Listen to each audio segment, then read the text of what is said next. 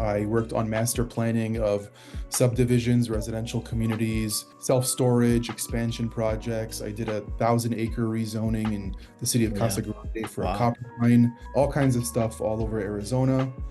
And realized that, even though I was making really good money, it's not that easy to just come up with enough money to be buying houses by yourself in cash.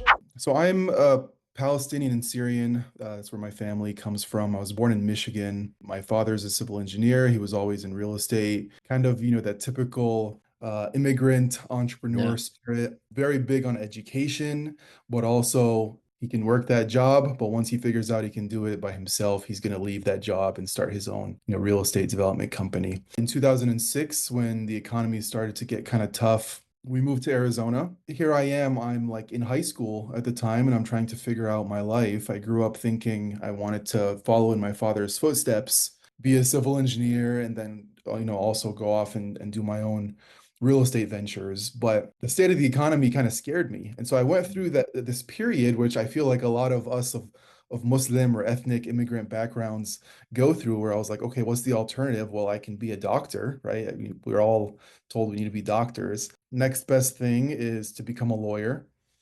Um, Naturally.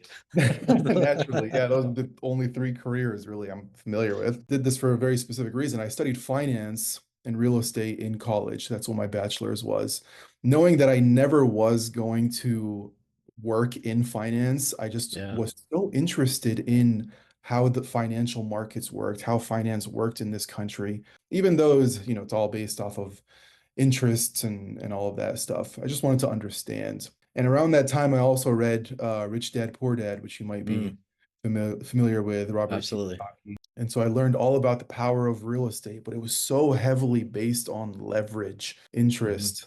And I was like, there must be a way for me to be able to acquire these assets, be involved in real estate without having to get loans. And this is before I discovered like crowdfunding and joint ventures and whatnot. So I was like, I'll become a lawyer, high paying career, and I'll just, buy houses outright in cash. In law school, I focused on the real estate classes mostly. And then in law school, I got an internship with a law firm. And then I stayed with them for about 6 years practicing real estate law and realized that, even though I was making really good money, it's not that easy to just come up with enough money to be buying houses by yourself in cash.